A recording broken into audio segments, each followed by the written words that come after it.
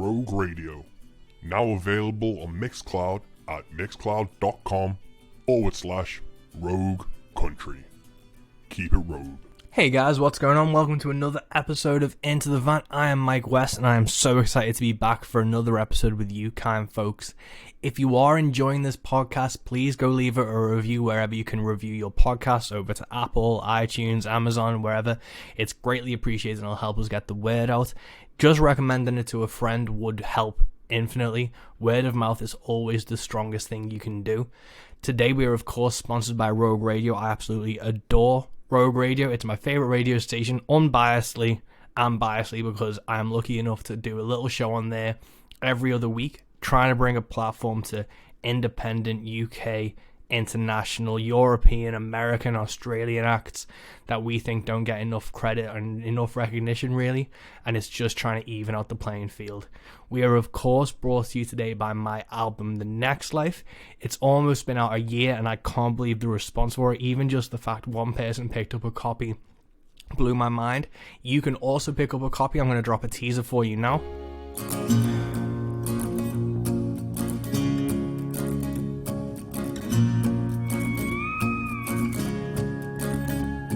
I think we're at a crossroad once again. Wish it was with someone other than my best friends. My head is telling me I have to go.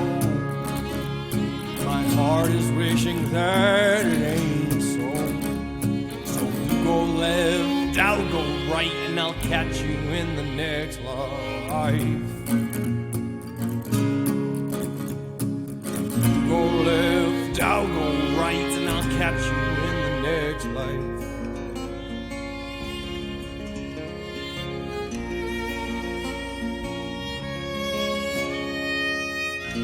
We had a good run.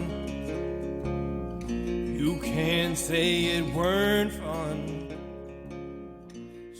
And if you dig that, head over to mike333west.com and pick up your copy. We've got vinyl, we've got CD, we've got digital, so we've got all bases covered. Today's episode, I'm so excited to have Brian and Simon from Sodajerker on. They are two local lads who created a podcast about songwriting, and it is such a wealth of information, and their guests are so incredible. Recently they had Bon Jovie on it, they've had Paul McCartney, they've had Jason Isbell. That's how I first found out about them, because I'm a huge Jason Isbell fan, and their guests and their questions are so great that I've been a fan from the get-go, and to know that they're also local to me was inspiring. And when I started this podcast, Sodajerker in my mind was one of those podcasts that was inspiring me, and I'm glad I got to tell them that during this interview as well. This is a really great podcast and songwriting interview in my opinion, so if you're into those things, this is going to be a wealth of information for you. It's also really entertaining. Brian and Simon are podcast hosts through and through, and it's just a great talk. So without further ado, this is episode 36 of Into the Van with Sodajerker.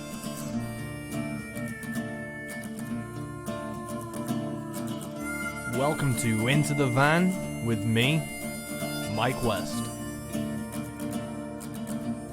But yeah, it's weird because it's like, I normally say now we're rolling and it goes into it, but as podcast hosts yourselves, it just must be like a cause of habit now. It's just you slip into it so easily. It's second nature to us now, isn't it? Yeah, yeah. I don't know how many have we done since we started doing them remotely.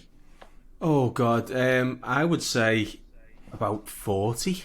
Wow, 14. I think it's been that many. I think we were in the 160s. I think when lockdown started. I think, and we're just approaching 200 now. Yeah, so it's closer to 50. I think, because we've still got a bunch in the can as well. Yeah, oh, that's incredible. I know this is, I think, might be my 35th episode, and it's probably I did like 3 or 4 face to face, and the rest have been digital. But you were talking just before we started rolling, is it like this has been an easier thing for you guys? So it's like obviously cut down the travel, and has it opened up guests that you wouldn't have necessarily got as quick, really? I'm not sure really. I think in ordinary circumstances, a lot of these people we've spoken to would have been on the kind of promotional trail for albums and stuff, or tours or whatever. So I think they would have been probably visiting the UK if they're not already based in the UK. And we probably would have got quite a few of them. I mean, there's no way we could have done 50 in-person chats. I don't think that would have broken the bank. But yeah. So I guess just the volume. It's helped the kind of volume of episodes we've been able to do. But yeah, I think any other guests really, maybe aside from maybe a Burt Bacharach or someone like that who probably doesn't travel as much these days on account of his rapidly advancing years. And yeah, but generally the younger guests are people who would have been touring and stuff we probably would have got. Yeah. Oh, cool. With kind of like doing it face to face and doing it digitally, did you notice a change in kind of the guests' comfort really? Because you have, when you're face to face, you get more of a personal connection. But when you're doing it digitally, they might be at home, they might be like slightly more relaxed in their own settings. Did you notice anything from those type of things? Yeah, we often find that if we get someone remotely and they're in their own space, they're going to be a bit more talkative and more relaxed. And also you tend to get a longer time with them as well. Because they haven't had to go anywhere to do it, so or they're not part of some kind of junket situation where the time is managed by a publicist or something. So you'll tend to get an hour with most people remotely, whereas in other situations we've been forced down to sort of 30 minutes, and it's quite strict. But yeah, there's a lot of complications to it, because in some situations you find that, for example, if we do something in person, it might be easy for us to record it because I'm managing the recording setup, whereas remotely it might be more complicated if we want some audio from them as well. And some people, as you probably know, are super familiar with how to do that, and other people have absolutely no idea, even though they're in the music business and make Grammy-winning albums. They can't record their own voices, so it's sometimes a challenge, and some of that can mean there's 5 or 10 minutes at the beginning where you're fumbling around for stuff, or they go off and say, I need to go and have a look for my headphones, or this sort of stuff.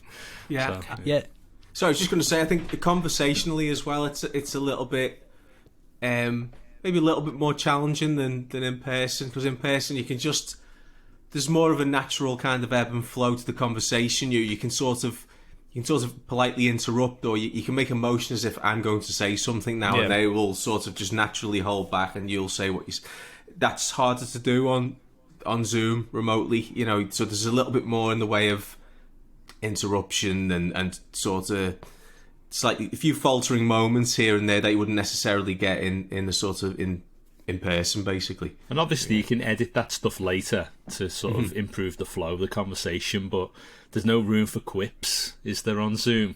Because by the time you've made your snappy comment and they've talked over it and they say, oh sorry, what was that, it's just not funny anymore. So no, exactly. Yeah. No, definitely. It is one of those things. And like, I've only done one podcast where it was audio only, and that was just a nightmare for tripping up over each other and things. Like, I always try and at least do a video as well. But before, on a side note, just as from what we were talking about, I can't believe, do you know how like all these talk shows have had like guests remoting in? I can't believe I've got a better setup than like Adele or fucking like Ryan Reynolds or something. How are they still doing it on an iPhone? And like no one's gone to be like, I'm gonna buy like a podcast mic and a HD webcam. Everyone's got like it's filming through a potato.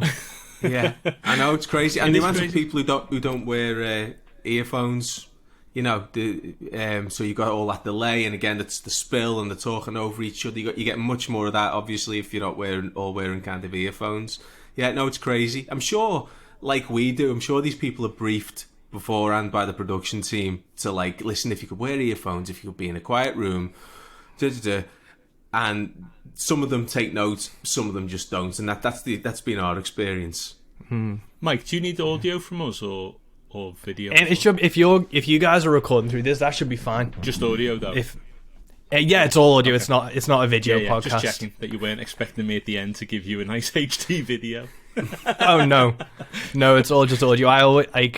I wouldn't even know how to approach, because not only is it just like, hey, do you want to come and talk to me, a stranger, for an hour, but it's also, do you mind if I stare at you and then put that footage onto the internet as well? I feel it adds like a whole other like performance level to it that I don't want to make people uncomfortable with, and then they have to like watch what they do. It's true. We experimented with video for one episode, and it was such a hassle, and it was such a sort of impediment in the flow of getting things going, and also post-production as well. We just thought audio is just more fun and less stressful, and it's nicer to not be on camera, and sometimes I think. Yeah.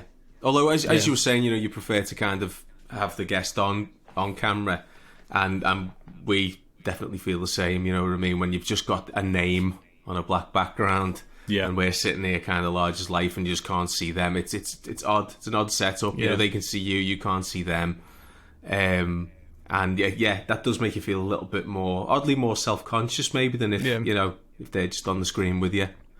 Yeah. And it's a weird one because I enjoy, like, I watch like the Two Bears One Cave podcast and Steve-O's new podcast, and I like to watch them on YouTube, and I smashed a few like the other night when I was just like sitting in bed, but I'd never like do a full video podcast just as its own thing. I always feel like it's just a weird element to it. Yeah, I wouldn't be comfortable with that. Yeah, we've discussed in the past kind of doing some sort of YouTube video series or something like that, but I've always ended up kind of rejecting the idea because just the idea, just having to talk to camera and it's a whole other skill I think that I just don't have. Yeah, audio's just much preferable. Yeah, definitely. But before the Sodajerker podcast, before all that, you guys met in high school, did you? How long have you guys been friends now? Since we were about 13 or something.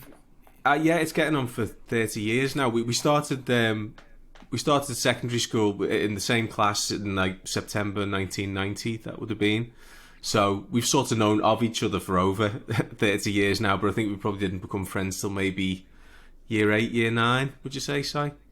Yeah, although I don't know how that translates because I still live in the world where you start in Form 1B and then you go into the next one. Yeah. Well, it was like second year of high school, was it? Basically, yeah.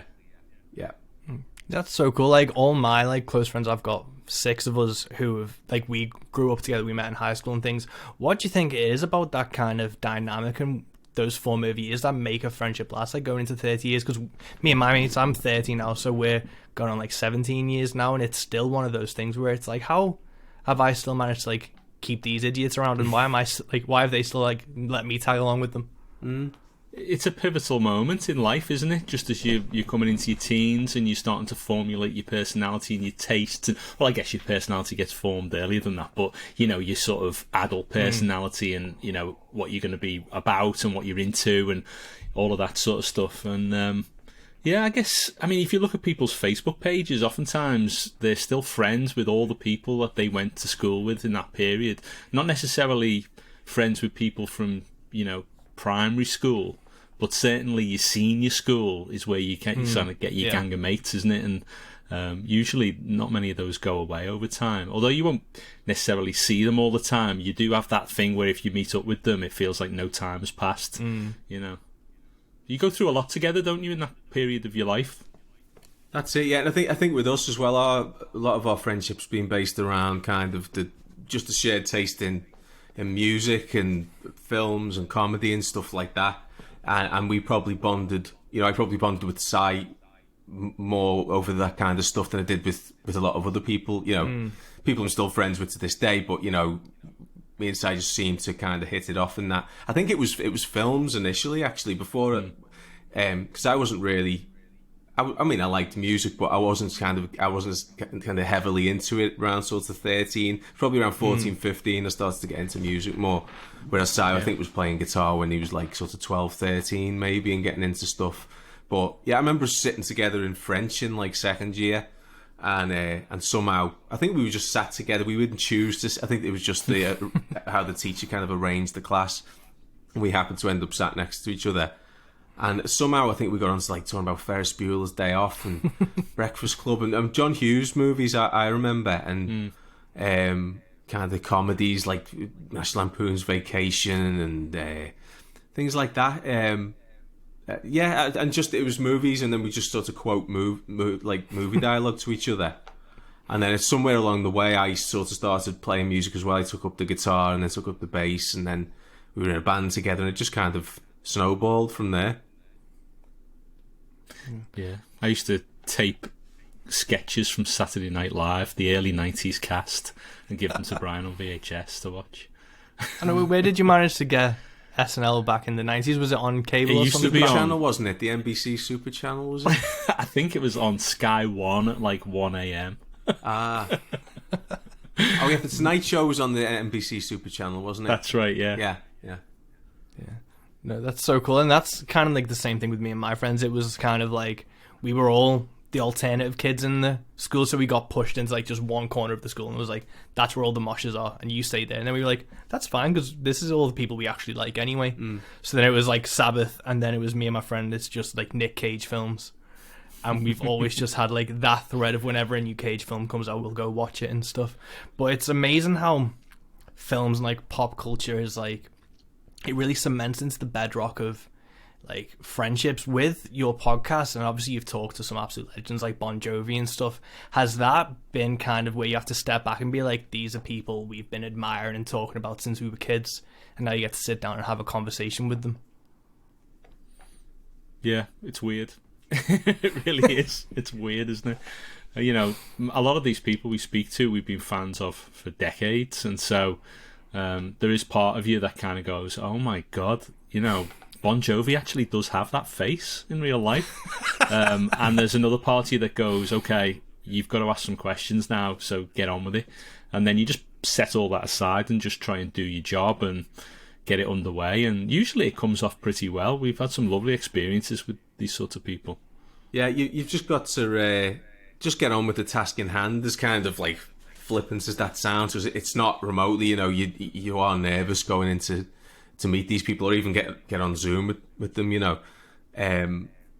But yeah, you just in the moment, it's just right, well, you know, let's make the most of this 45 minutes we have with these people and just try and do a good job. So that kind of helps allay the fear and the nerves, because we're keen that at the end of this thing we'll have a good episode, you know what I mean? That's ultimately what it is. It's obviously it's unbelievable to get to meet some of these people, but it's kind of, and that would be nice in and of itself, but you know, we wouldn't want it to just be for its own sake, you know what I mean? We want something good at the end of it that people will enjoy hearing, you know, not just us kind of fawning over famous people.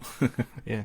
Is it hard to kind of find that balance? Because I've had like people I'm a fan of, and obviously I'm a fan of music. I was nervous about this podcast, if I'm honest, because I've been fans of your show for a while. But is it hard to kind of like separate the adulation and fawning over people to, you know, get down to the questions and actually ask worthwhile questions? I think we've gotten, immodest as it sounds, pretty good at doing that, really. You know, the first time we ever did it, actually, what I mentioned before, we filmed an interview.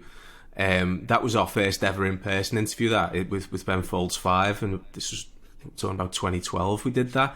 And I think we made a rod for our own backs there, because it was our first in-person interview with a band we'd loved since, you know, for like 20 years or something.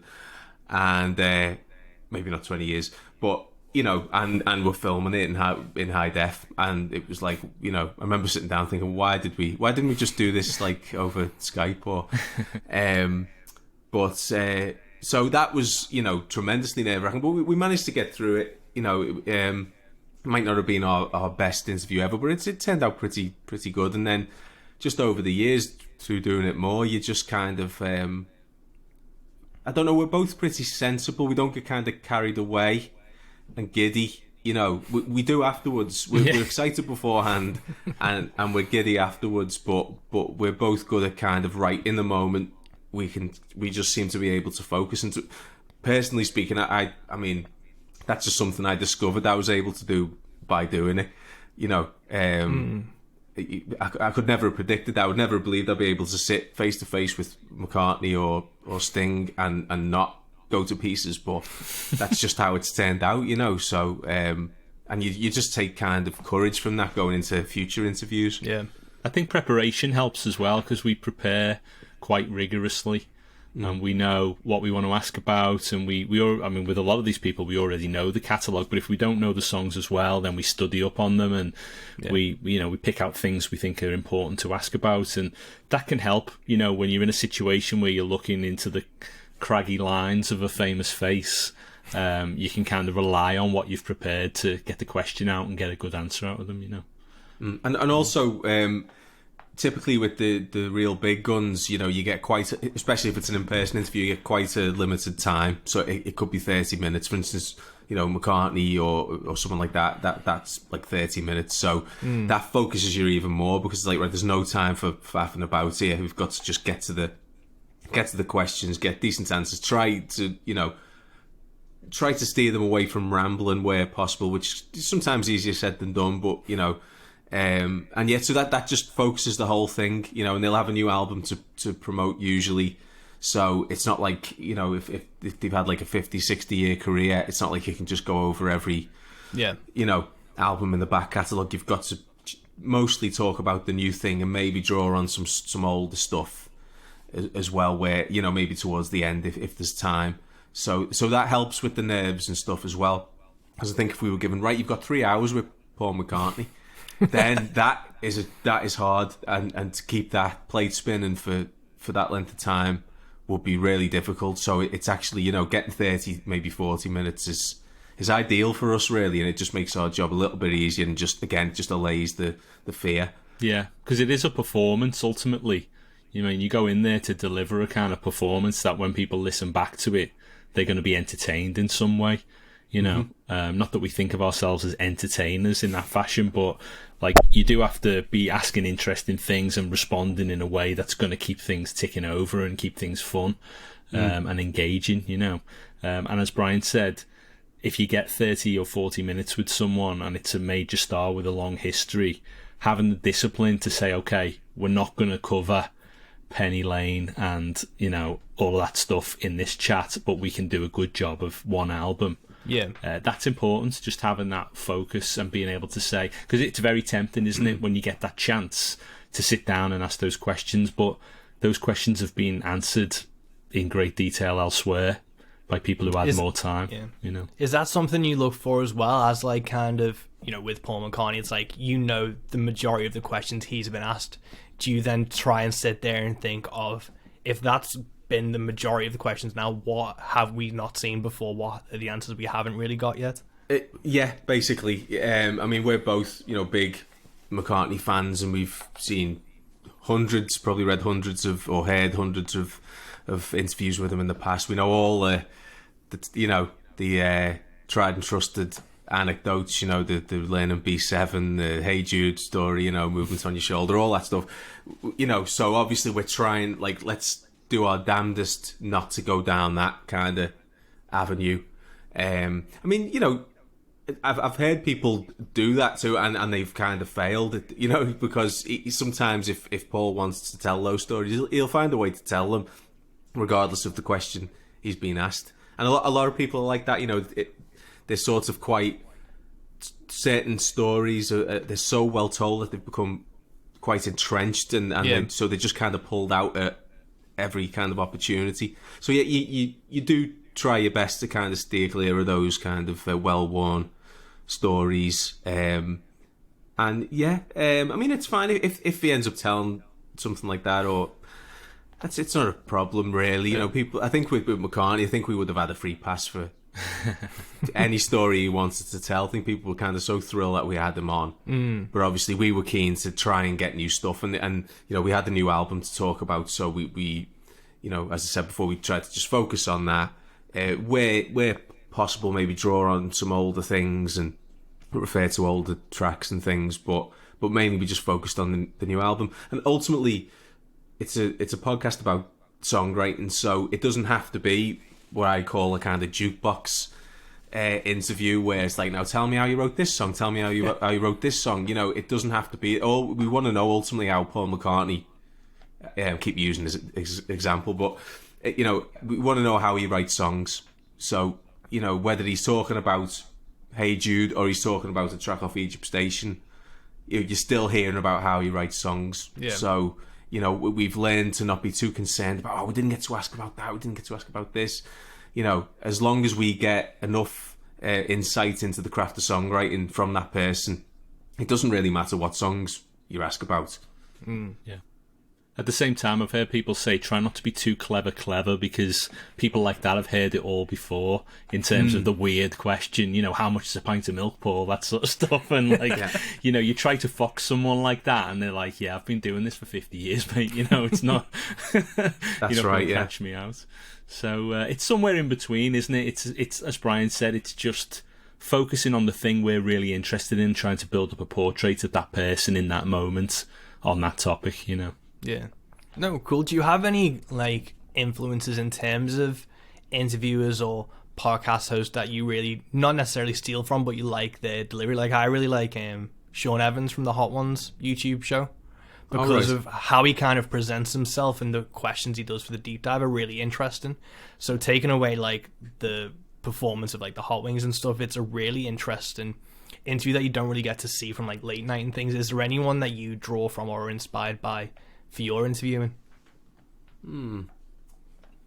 Yeah, different people for different things, I suppose. The way that Mark Maron gets things out of people is always interesting. Although there are certain aspects of the way he does that I'm not really a fan of, because it's very much about his own kind of relationship to people or to things from the past, and he sort of works through his problems by talking to people, and some of that isn't really my style at all. But there are just sometimes when he gets a flow on with a conversation, he's kind of unbeatable. So that sort of thing is really good. And then there are other shows which I guess are more specifically about craft, which I find interesting. So Brian Koppelman's podcast, for example, he's the guy who wrote the film Rounders and makes the show Billions.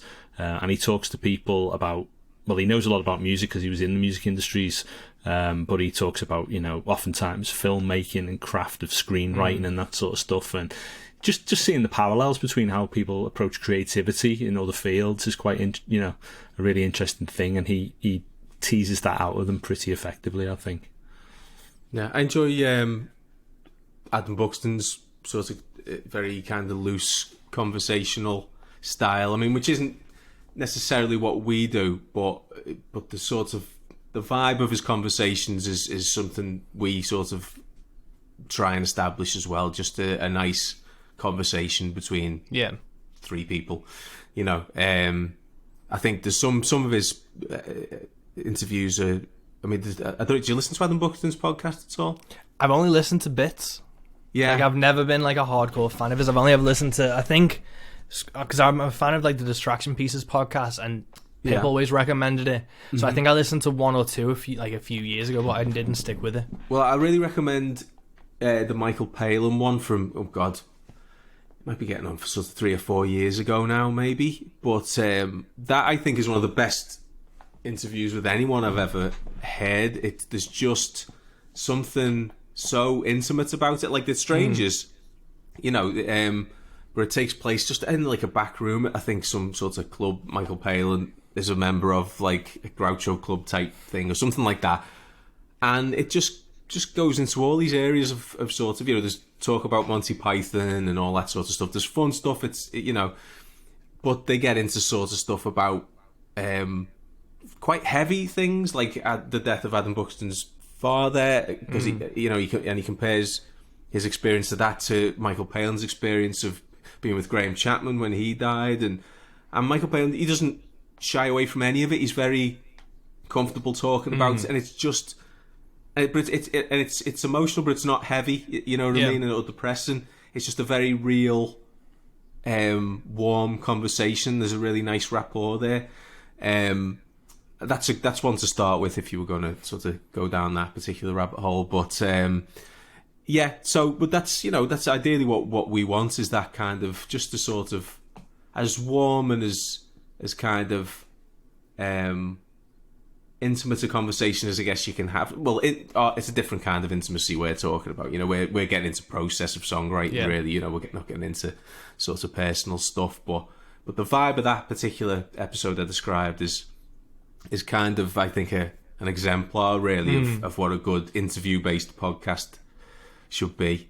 I mean, and there's a lot of people who do that, but I mean, probably we know there's a lot of people who we try not to be like. I won't name any names, but just in terms of being kind of too present in a conversation, just making it far too much about themselves, not being able to shut up and let the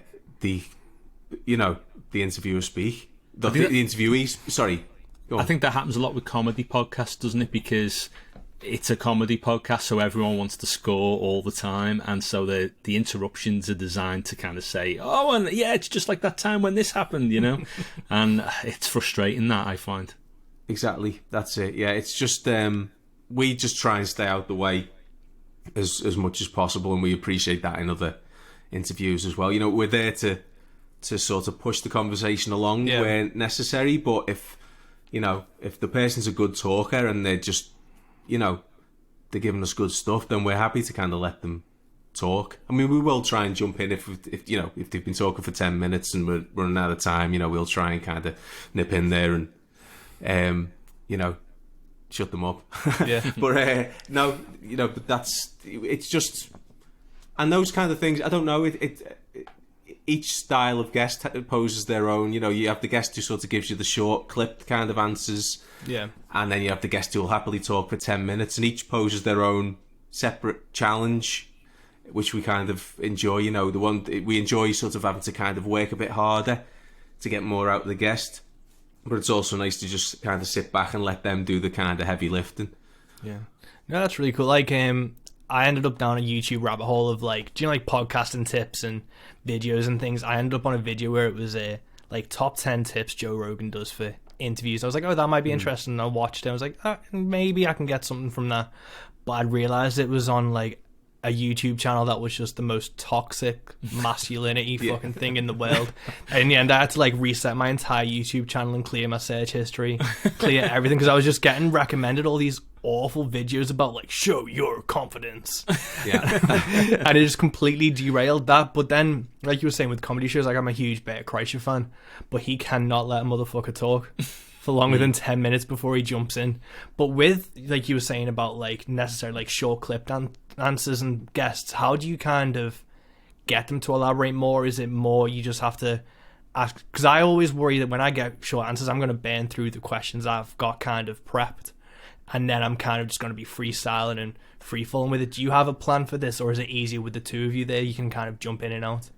I think we're lucky that there is two of us, and there have been times where someone's answered a question quite quickly, and luckily Brian's jumped in because I didn't have anything, and thank God he was there. But in general, I'd say what we do is for any particular topic we want to talk about, like a given song, we'll have 2 or 3 follow-ups handy, and if the person covers all of those things when they're asked about the song, then that's fine, we'll probably move on. But if they say, oh yeah, I wrote that in 2016, and that's the answer, then we've got those extra things to say. Oh right, so it was at the piano then, was it? Or and we just want to open it up a little bit more. And when you start pushing like that, people get the sense, oh, they obviously want more on this, so I'll give it to them.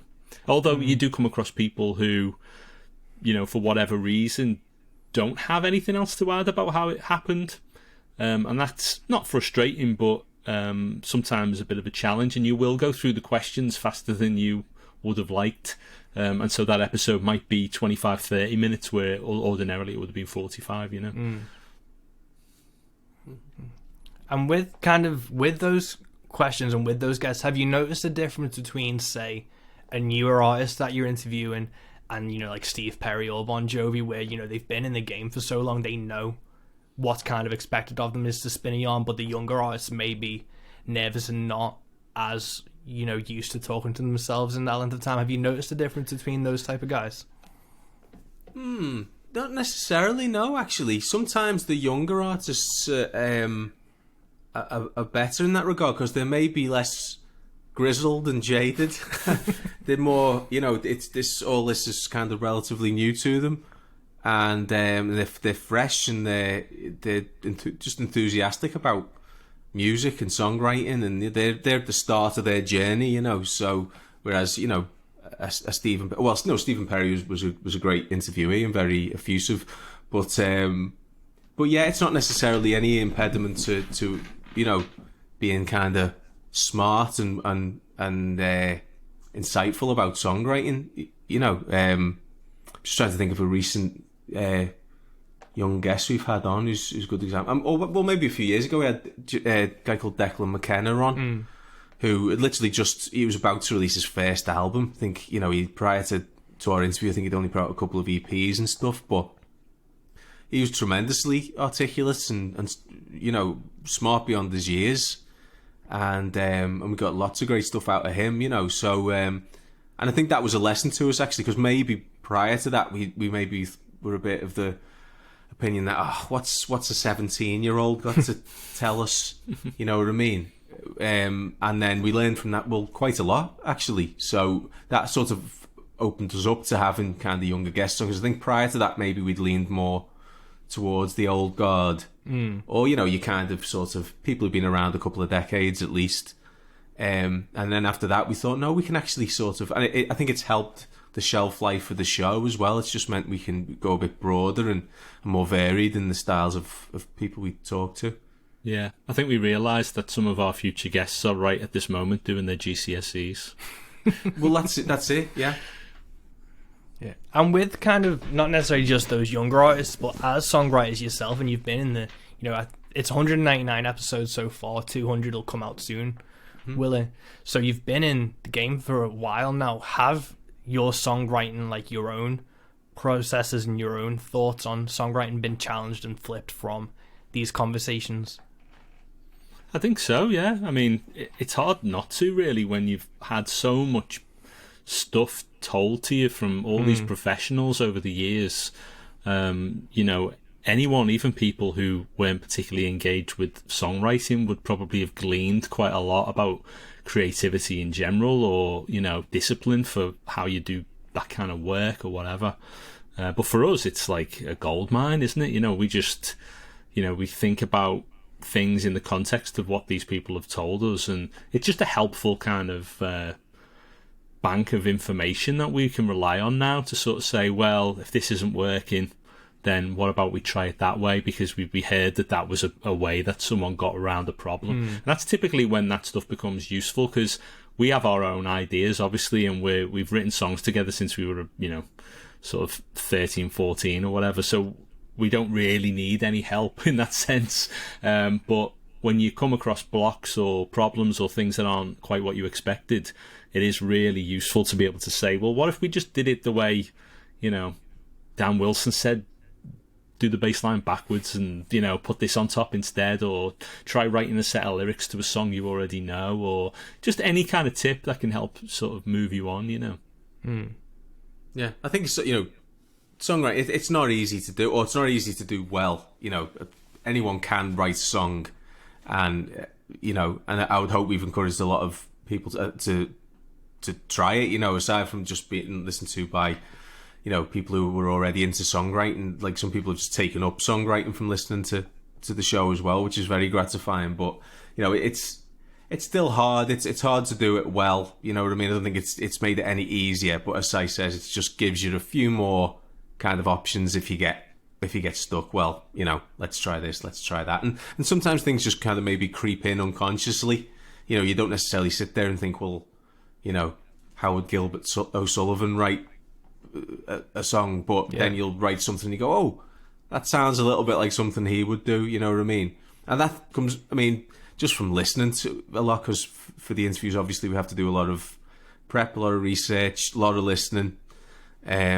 So we're just constantly absorbing music from all these different people. So aside from like hearing them talk about how they write songs, just listening to so much music has been a real sort of help, I would say. Yeah, and as Bryce said, it's a real sort of comfort to have that knowledge that everyone who faces this challenge has the same kind of problem. They all come to the blank page, and it doesn't get any easier for any of them, really. No. No matter how many strategies they might have or tools or techniques they might adopt, ultimately everyone's trying to do the same thing, which is to come up with some kind of great idea that's just wed to a great melody, and can carry an idea to a listener, and that's a tough thing to do, no matter what, whether you've been doing it for 50 years or 5 minutes, I was talking to a guy in Kentucky who's been on this podcast, his episode's coming out soon, called James Reed, and he was talking about when Tyler Childers kind of hit the scene in Kentucky, hundreds of songwriters just gave up and stopped playing. And it was we had this weird conversation about how this many people saw this guy kind of rise up from that scene and, you know, do his songs. That it made a lot of people give up with, obviously, you guys are face to face, not just with, you know, incredible songwriters of, you know, the past, but it's the new songwriters coming up. Do you ever kind of feel daunted when you see those songwriters who are just able to, like, I always listen to like Townes Van Zandt or John Prine, and I hear their turns of phrases and I'm like, fuck. But it's never made me want to stop, but it's made me question myself. Do you guys get that, like, maybe in the middle of a podcast where you're like, I'm completely outgunned here?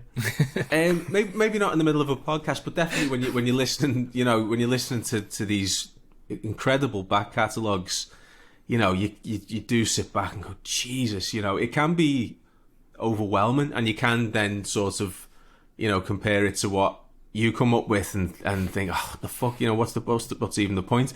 But, you know, and that's a perfectly understandable kind of human reaction, you know, but we're also hugely inspired at the same time. Yeah. Depends what mood you're in, I suppose. Yeah. You know, if you're in a fairly you know, low mood, maybe you'd be more inclined to say, fuck it, never write another song again. Or you know, maybe, you know, if you're feeling up, you know, that you'll just be inspired by what you hear. It just depends, I guess, on your mood and the time of day.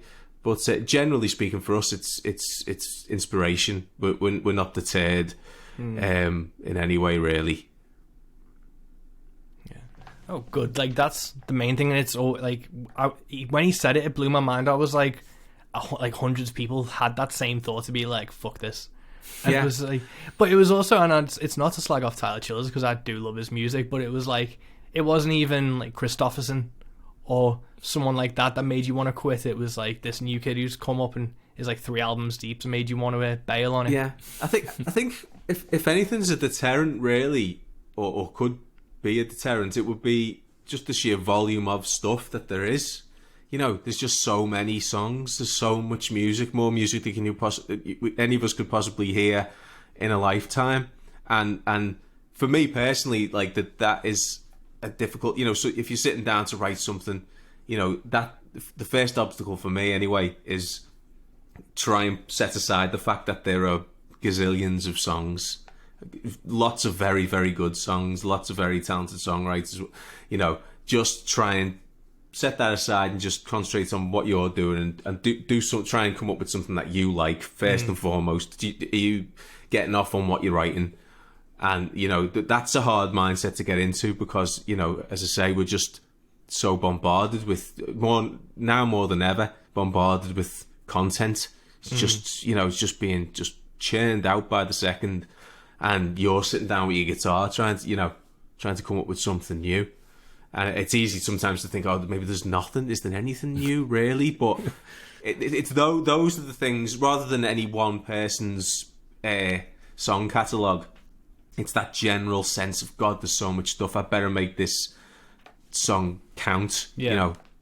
And of course, saying that to yourself when you sit down is the thing that would prevent you from making a good contribution. Yeah. No, it's the whole thing is a process of just, you know, getting out your own head, I guess, getting out the way yourself, however you want to put it, and just trying to get lost in the very act of doing something, and that's, I think that's what a message we want to try and put out there more and more. Really, is just, it's about, you know, ultimately it's about having fun doing it. Yeah. And not being too. I mean, I guess it depends on what the context is for you writing. If you have to write, you know, 12 songs for a musical or something, 20 songs for a musical, you know, then there's pressure on, and you can't just go, oh, I'm just going to enjoy it. You know, there's like, you've got a job to do, and you've got to propel a story and all that sort of stuff, you know, but just the act of sitting down to write a song it should be an enjoyable thing to do. And you should not put too much pressure on yourself, because, you know, you can put yourself off before you start if you do that. You know, it should just be for the sheer joy of creating. Yeah. One of the things I always do that's always helped was, because of I write in like the country folk type of genre, if I'm trying to write or I'm suffering from writer's block, I won't listen to anything in that genre. for a good chunk of time, and my go-tos are always either Wu-Tang Clan and Public Enemy, or like Deicide and Suffocation, just for some extreme death or black metal, just to try and like, I always call it a hard reset, just to try and get everything that is like a nice shiny bright chord out of my head. Yeah, no, that's an interesting. Yeah, no, I haven't thought of that really, but no, it's a good way of kind of clearing the slate, I suppose. And it started a while back when I was in like a metal band when I was younger. And like the guitarist who was in the band as well, he could basically tell which Metallica album I'd been listening to the day I wrote that riff. So I was like, fuck. So I couldn't listen to Metallica at all when I was writing. So then it's kind of been that same thought process where I can't listen to that genre for too long if I'm trying to do something, because the influences will just kind of overwhelm the like originality and like my own kind of perspective of things.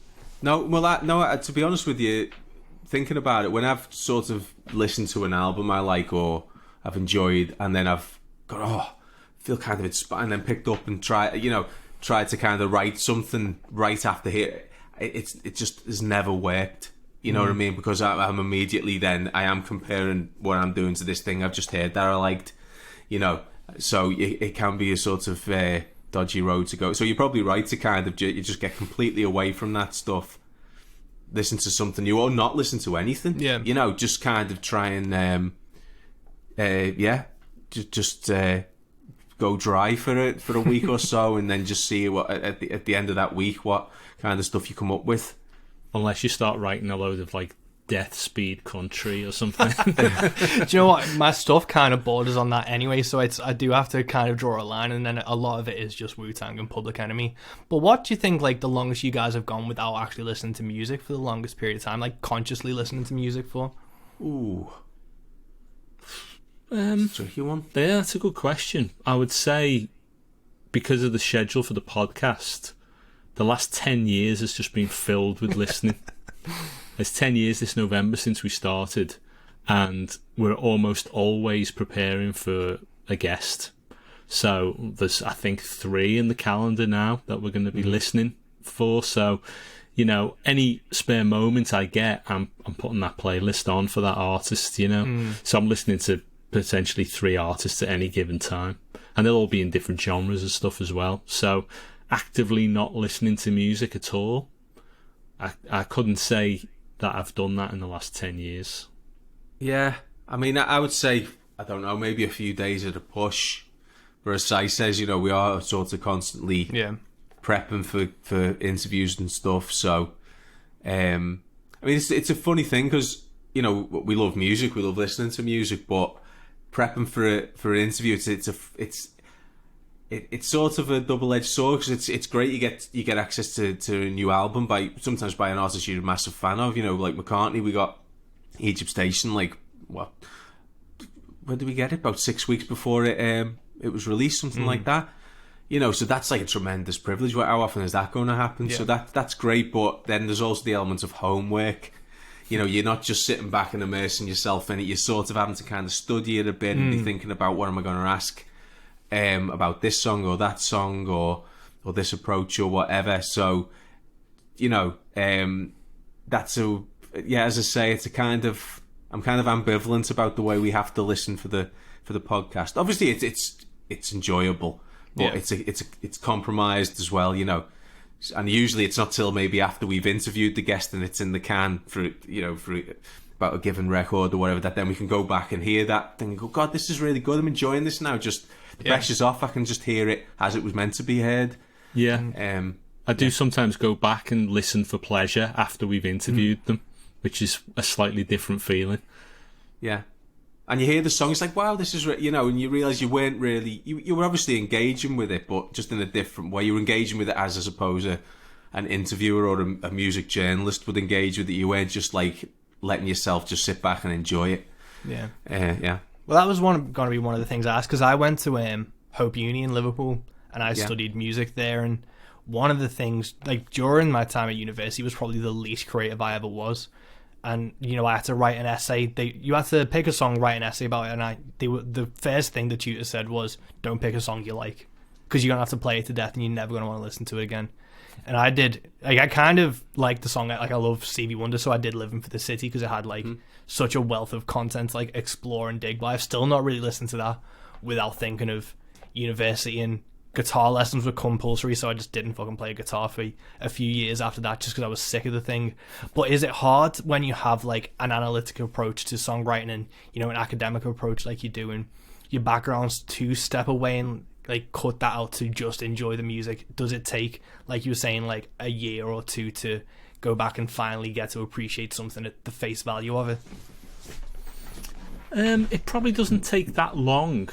I think I'm more likely to go back and listen for pleasure if we have a really great experience with someone. Like I remember when we first interviewed Mike Viola, who's a songwriter who's been on the show twice. I remember after that first interview with him, I was on such a high after hearing him explain his process that I had to drive from Liverpool back to Birmingham right after the interview, and I was playing his playlist at like full volume all the way, even though I'd just prepped for the interview and interviewed him. Because, as I say, it was like a kind of it's almost like a release, you know, and you get to really enjoy it. And I've done that a few times since over the years where I've just, you know, dived in. But I think it's more likely an immediate reaction to really enjoying the person than it is, you know, something that happens like years later or anything like that. I don't think we get scarred by it, you know, and we have to kind of set something aside for a long time. That doesn't happen. Although if you have a slightly negative experience with someone, it does kind of colour the way that I think of that artist forever. And I don't really...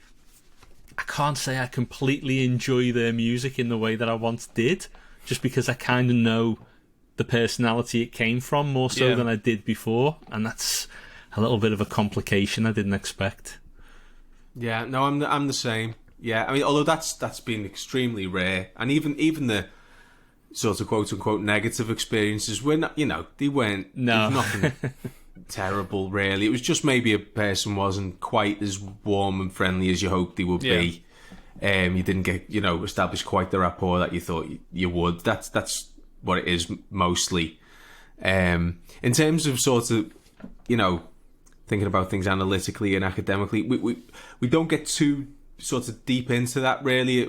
We're not, you know, we have some kind of technical knowledge and things like that, but we don't tend to put too much of that into the questions, and we don't listen too, you know, obviously we'll listen out for kind of the structure, so we'll notice things like structure wise or a certain cadence or, you know, a certain melodic kind of flourish or something like that. We'll pick up on those kinds of things, but we don't get too much into the nuts and bolts of sort of music in terms of harmony and you know, and that kind of thing.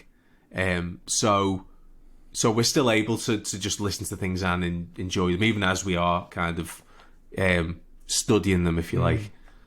Yeah, I think there's plenty of shows out there that get into the scales and modes and, you know, chord sequences and do a musicology of a particular song. That's not really our style. We're much more interested in the creative process in general, I think. And also, you know, I'd find it a little bit of a dead end sitting down with some of these people and trying to say, okay, now when you did that 2-5-1 progression there, and they'd look at you like, I don't even know what those chords are called. I have no idea. And that's generally what you find, is that most of these people are super creative, inspired, talented people, but they couldn't care less about the notes and the chords, you know? Yeah. No, definitely. And like going back to what you're talking about with, you know, the almost overwhelming amount of music there is now, there is also an overwhelming amount of podcasts now. I read a thing on Twitter where it was like a guy starting a podcast is the male equivalent of a girl getting bangs. And with so many podcasts out, what was the kind of scene like? Obviously you guys started in, was it 2011? Yeah. What was the podcast scene like in like a decade ago now? Obviously less populated. It was all fields. Yeah, it was all fields. You could always leave your door open. Yeah, I don't even know if we were like aware of there being any kind of scene. Obviously, we were, you know, we were podcast listeners already by that point, and that was one of the things that kind of inspired us to start it. But yeah, don't know. I guess it felt like a sort of relatively uncharted territory. I think I know that if we were starting now, we'd maybe be slightly put off by just the sheer quantity now. Yeah. You know, and obviously the sort of proliferation of celebrity can't even say it, celebrity driven podcasts. You know, it's become more of a kind of business now and a bit of a money game, and you're hearing about all these ridiculous deals people are signing with Spotify, like Joe Rogan and stuff like that, you know, golden handcuffs kind of deals. And yeah, and that's kind of a little bit, I don't know. I mean, we don't want to be too sort of like hippy-dippy about it, but it's a little bit off-putting, you know, or it would be off-putting to us if we were starting out now. Yeah. And I feel like it might be off-putting to other people who are thinking of starting out, or it maybe gives the impression it's this kind of elitist thing that only, you know, celebrities can do in a nice studio in Hollywood somewhere. You know, when it's nonsense. You can do them anywhere with a decent bit of kit. You know what I mean? Bit of ingenuity. Like, anyone can do a good podcasts. We've noticed this thing creeping in certain quarters of things being described as amateur. Like, there's, you know, like amateur podcasts, and, you know, which is sort of a bit, I don't know, insulting maybe, I think, because it's like, because technically, you know, we're not professional in that we don't get paid for doing what we do. We just do it for the love of it, but we put together a good thing, you know, and you wouldn't describe what we do as amateurish, but maybe in the eyes of some of these people, we're an amateur, but you know what I mean? It's just kind of, it's probably a discourse put together by, like, more powerful companies, basically, isn't it, to try and stake their claim to that turf as, you know, how can we differentiate ourselves and acquire the most kind of listener share by saying that we're the pros and the rest of them are just kind of amateurs, you know. Let's make it seem less accessible to the little person, maybe. You know, I don't know, maybe it's not as conscious as that, but yeah, did I answer the question? I don't know. Yeah, no, with Spotify, like, it probably is conscious. You can't really put anything past them, because I saw they brought out, like, the Barack Obama and Springsteen one, and I got, like, push notifications on my phone, and I saw them, was like, well, there goes my fucking endorsement deal chance with them. You're spending all the money on those guys.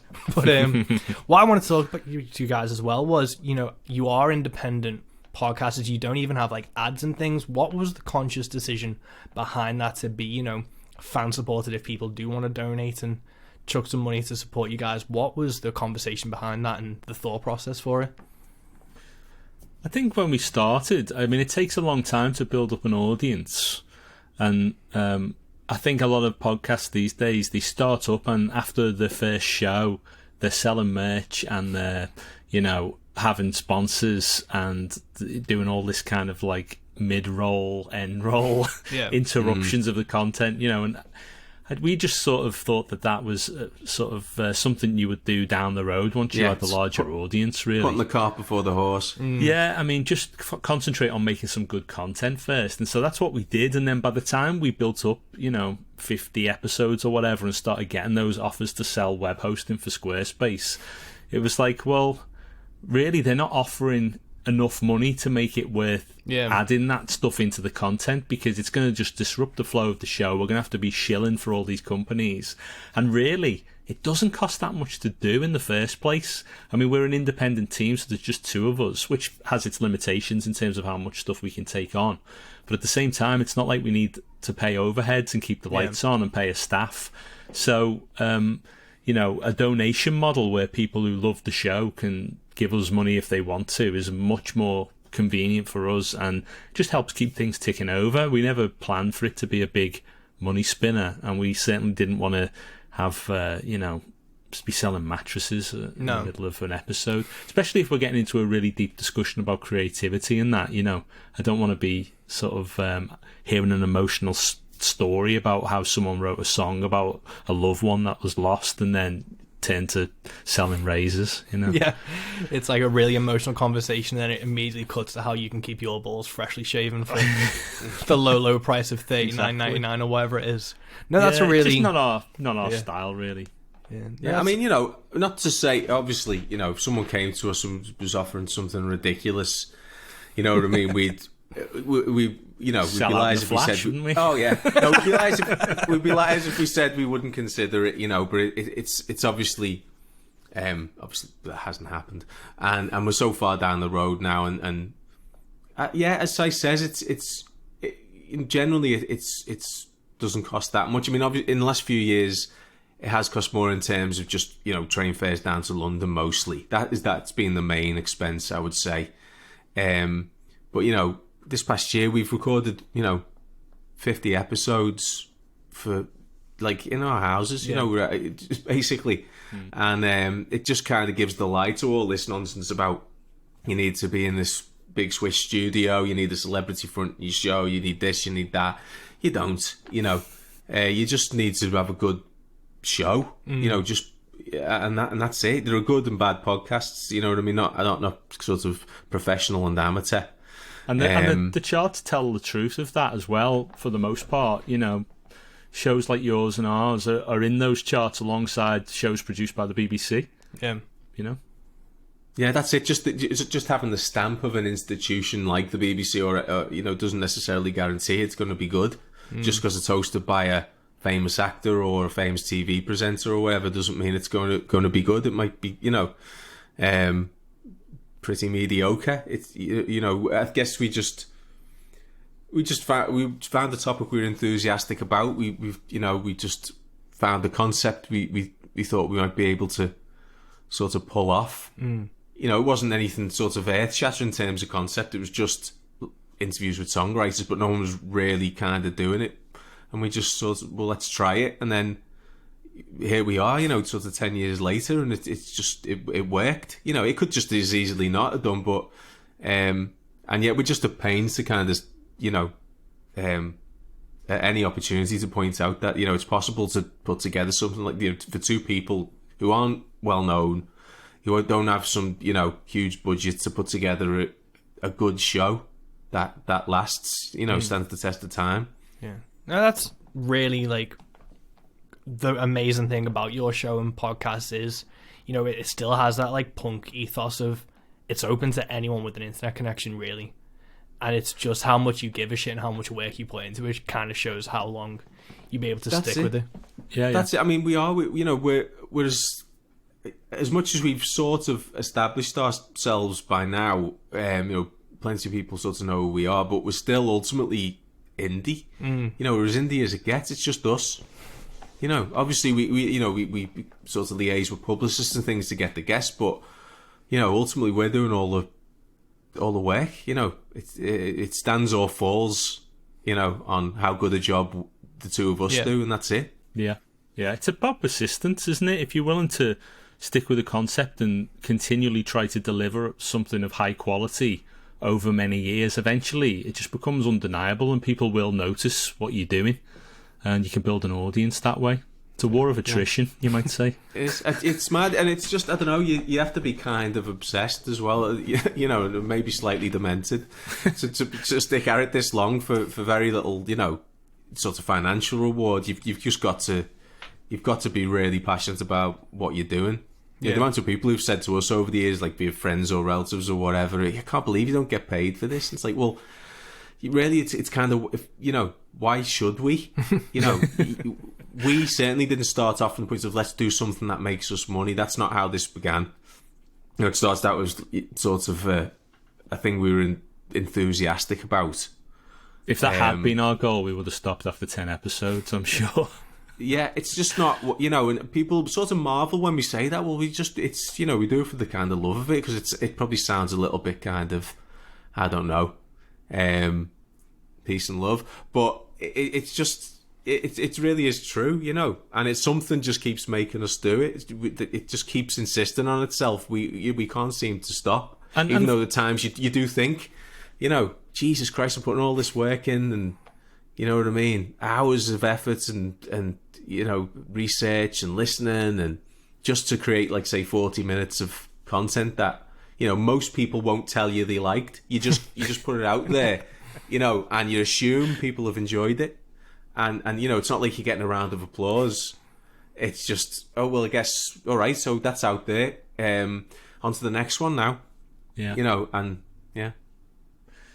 Yeah, but it's an interesting thing to try and do. But, we do it, and we do it for love, but other things come along and encourage you along the way. So, like, we got to make a documentary for the BBC in, 2016, and, we got mentioned in a novel by an American author, featured his main character listening to our show. I think I saw you share that on, a tweet or something. There was, a little picture of him mentioned. That's crazy. Yeah. It was Nicholson Baker, his name was, Travelling Sprinkler, the book was called. Yeah, and then, you get coverage in, New Statesman or The Guardian or whatever it might be, and they write about you in a positive way, and you think, oh, well, we must be doing something right, and then you end up getting asked to interview Nile Rodgers at Meltdown on stage in front of, 900 people or whatever, and it's like, well, wow, that experience would never have happened if we hadn't have spent all that time doing the podcast for free. So there are kind of auxiliary things that come along and make it worth your while. Yeah. And those are priceless experiences. You couldn't buy some of the things we've been able to do over the past sort of decade. I guess you could pay for a meet and greet, but to actually get to sit down and spend a meaningful amount of time with these people and ask them about what they do, and you just can't put a price on that, really. It's reward enough, essentially. I think when you do it right and when people do it right, it's like, as a fan first always rings true, and that's always the best way to approach things.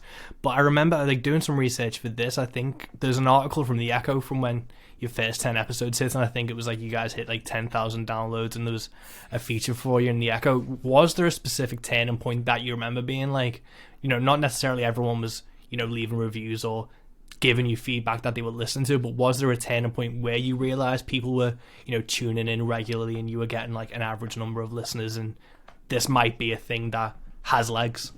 I think it was just always very gradual, wasn't it, Si? I guess it was from the beginning, but then there was a moment when we had Richard Sherman on, one of the Sherman brothers who wrote all the Disney songs from Mary Poppins and all those musicals, and it was featured on a blog called Boing Boing. It was written about on there, and then we checked the stats the next day, and there was an extra 15,000 people had downloaded it, and I was like, oh, it does work. This sort of thing that we'd never really experienced before, of a sudden change in our popularity does happen, especially if you get coverage in the right place by the right person. And so we sort of noticed that then, and from there were other little sort of tentpole moments, I suppose, where we getting Paul Simon on was a big thing and upped our numbers and gave us one of our most popular episodes ever, and things like that. Yeah, there's the odd surge like that, I guess, but mostly I guess it's just a very gradual thing. We've just it's just kind of built slowly and surely, just over the years, to the point where we kind of, I don't know, all of a sudden we found that, we do seem to be quite known and appreciated. Not that we're in any way famous or anything like that, but just in the podcast realm, we seem to, I guess we started to notice at some point, people seem to kind of look up to us in a weird way in terms of podcasting and what have you. But you get those odd moments. With Paul Simon, McCartney, obviously that was a huge moment as well. You can't really wait for those moments to come along, though. You know what I mean? It's just it's just the question. Just keep doing the work. Just keep building it. Enjoy those moments when they come, but they pass very quickly as well. You know what I mean? And you just got to be kind of looking on to the next thing. Obviously, you do take a moment to sort of appreciate these things, but just, I guess, the demand for content is so great. You know what I mean? That you always got to be sort of thinking about keeping it going. Don't rest on your laurels, kind of thing. No, it's it's keeping it in mind, but not staring at the analytics every day, trying to watch the download counter go, because you'll drive yourself mad. Exactly. Really, I got a bit obsessed with checking the kind of Apple Podcast charts for a while, and it was just I'd never been so miserable because one day you were number 2 and the next you were number 82. Well, sometimes it would be in the space of an hour, like we'd be like number 5, and the next minute we're like dropped out the top 100. I just couldn't get a grip on how does this work? I don't understand. And it was driving me insane. And then at some point I just thought, you know what, I'm just not going to look at these things anymore. I guess I just reached the point where it was like, I'm comfortable that what we're doing is good and listened to by lots of people. I don't need to know on a daily basis exactly kind of how many people. If you try to rationalise it according to metrics, you're just going down some kind of unsolvable riddle wrapped in an enigma, aren't you? Well, it's like, like Twitter, for example. You can put out an episode and get like 15 likes, and then you can go to your stats and 15,000 people have downloaded it. And you think, oh, so people are there listening, but maybe they're just not engaging with that post, Yeah. But then I fixate on the 15 likes, it's what, and it's not even important. It's not important. So it's a kind of a myth in a lot of ways that, your Twitter numbers and things like that, because as I says, you could be getting like 10 times that actually engaging with the content, listening, downloading. That's what we do it for. Yet you get preoccupied with, why have only 12 people like our announcements? I don't get it. And again, it's just you drive yourself mad. And of course you're at the mercy of the algorithms of all these services as well, Facebook and Twitter and whatnot. Yeah, but that's, I think, what I really appreciate about you guys is how like fan driven and motivated you are to keep going, because it's not a cash in. You aren't selling manscaped.com and things like that. You are doing it for the love of songwriting, and that's because I first found you guys through the Jason Isbell podcast, because I love his music and stuff, and then it was, oh shit, they're from Liverpool as well. I'm from the world only over the water, so I was like, oh, there's 2 guys kind of local to me have made like an amazing podcast. And it was kind of like, it was the same thing as that punk ethos where you find out there's a local band near you that are like doing well, and you're like, oh shit, maybe I could do this too. And that's kind of been, you guys have been one of the inspirations for this podcast. But with your guests and stuff, when you started like booking people, what was kind of your process? Was it a lot of Hail Marys, and then when people replied back you were like, oh my god, I managed to get X or Y? Or were you surprised by people wanting to come on in the like origins of your podcast? Yeah, it was exactly that. We just sent out some emails to people we thought would be great guests, and we didn't sort of underestimate our ability to get them. We just sort of said, right, well, if we're going to do this, we may as well ask the best people possible. And we sent out a message to Billy Steinberg, and we sent out a message to Todd Rundgren, and then we got 2 messages back saying, sounds great, yes, let's do it. And we sort of, I remember getting that message that Todd Rundgren was going to do the show, the 2nd episode, and sending a message to Bryce saying, Todd Rundgren said yes. Yeah. And he was just like, what? And it was completely unbelievable to us at that moment. But then, I guess it was just a novel concept at a time at which there wasn't a lot of other stuff around like that. And they just agreed to do it. And because of that, we were able to then say, okay, well, Todd Rundgren's just been on. Would you like to do it, Jimmy Webb? And they say yes, and then it's just kind of snowballed from there. So in a way, it was kind of easy. We didn't have to. Easy by my kind of standards of the amount of work it takes to write all those emails, send all those emails, respond to all the replies, etc. Yeah. Obviously, there were plenty of emails that weren't answered, or there were plenty of people who said no, but we needed that first 1 or 2 people to say yes, and we got them pretty quickly. And as I says, we were just able to kind of build on that, then kind of get a foothold, and just make it more of an appealing kind of prospect for future guests. Was there any times where you noticed that, like, because one guest said yes, that like another one did? Because I had like the Gems on VHS YouTube channel, I had Anthony from them on, and then I sent an email to Beans on Toast, and he was a big fan of the Gems on VHS series, so he said yes directly because I'd had that guy on. Has that have happened to you guys where it's been? I think that did happen. I remember there was one instance with Mark King. Do you remember that? Well, Mark King said he'd seen that we'd had Todd Rundgren on, I think, and that was one of the things that sort of made up his mind for him. I think Barry Mann and Cynthia Weil mentioned Jimmy Webb. They were big fans of Jimmy Webb, and I think that might have factored into their kind of saying yes quite early on. I think Johnny Marr maybe might have been a listener to. Yeah, I mean, we're at the point now where there are quite a few songwriters who listen to the show who haven't been on yet, but they're respected songwriters that we would like to speak to, but they're already listeners. And that's happened in some of the interviews we've walked into. They've said, I listen to your show. And that as an icebreaker, that's great. Yeah. It's like, well, you already know what we do, and here you are prepared to be on it. So it's going to be easy now. It's a real nice, relaxing moment, that is.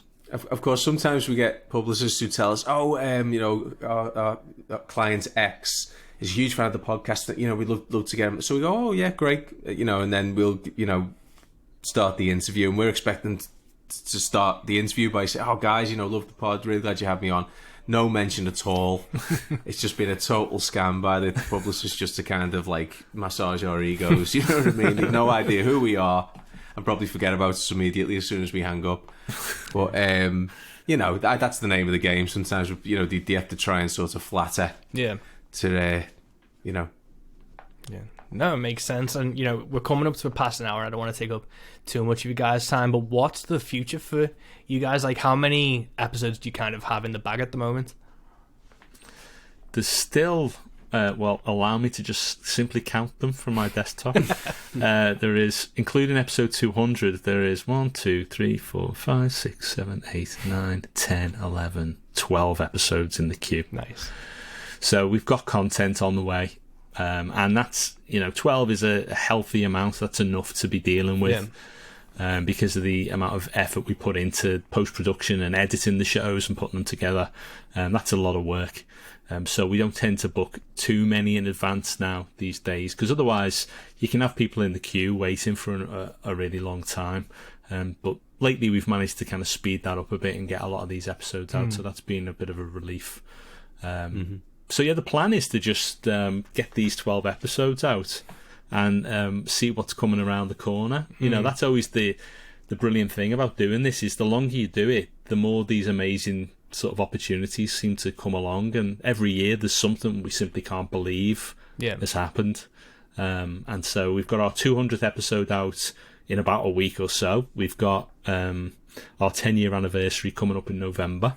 Cool. So are you doing anything particular for that? You're going to do a live show, or is it going to be an event around that? Possibly not a live show. We do want to do something, some kind of special bonus episode of some kind, and maybe some other little bits and bobs here and there. We haven't quite settled on exactly what we're going to do, but we are going to mark it somehow, because it's it's too big a milestone not to acknowledge. But yeah, no, as I says, it's just it's just sort of trying to stick around as long as we can, really, and just sort of see what comes along. The moment we stop, that's when those opportunities stop. Yeah. So, and there's still a lot of people we want to speak to, and it's actually got to the point now where we've sort of missed an artist maybe on the last album cycle, sort of 2 or 3 years ago, and then we've got them, 2 or 3. We're still here 2 or 3 years down the line, and we'll get them. And we've sort of got into that mindset now of maybe if we don't get them this time round, if we're still here in, a year or two, maybe then. And because it's happened on a number of occasions, we've just it's just a game of patience, really, persistence, and just sort of we're confident enough now in what we do. We don't necessarily go begging now. It's mostly offers. 99% of the guests that we have on now are offered to us. Awesome. We don't really have to go chasing, which is a real luxury as well. Cool. And with the kind of the pandemic and how you've been recording now, having to travel down to London and different things, are you going to try and change to, maybe more remote based stuff so you don't have to travel as much, or would you still prefer them face-to-face interactions? I'd say we'd probably aim for a mixture, because this has been so successful just doing it this way. Obviously it's born out of terrible circumstances, but it's sort of proven to work really well for us, and we've done some of our best episodes we've ever done in the past 12 months. So we see no reasons to just suddenly, because things open back up again, right, we abandon Zoom. It'd be silly. We'll where possible, or where if say we're offered some tremendous kind of songwriting superstar, and they're going to be down in London. You know, we'd be fools not to go down and do that in person, really. And we missed, you know, I do miss those in person chats. They are fun to do, and they get, you know, spending the day down in London is always kind of, you know, well, slightly stressful, but generally fun. And that's when we get to see each other normally as well. Like those in person interviews, because we live in different cities. So that was our time for meeting up and hanging out as well, which we haven't been able to do. So that's a good excuse for that too. So yeah, I think just, you know, going forward, a mixture of Zoom and in person, hopefully. No, amazing. Well, you know, thanks so much for your time. I'll let you guys go. And there we have it, folks. That's episode 36 of Into the Van, Into the Bag. I can't thank you enough for listening. Please go listen to Sodajerker's phenomenal podcast. They have so many great guests on that if you love conversations that are open and honest with songwriters and creative folk, you're going to love them. Head over to them. I'm going to be tagging them all in the descriptions of this. Please keep on supporting what you love. Keep doing what you love and keep safe. Peace.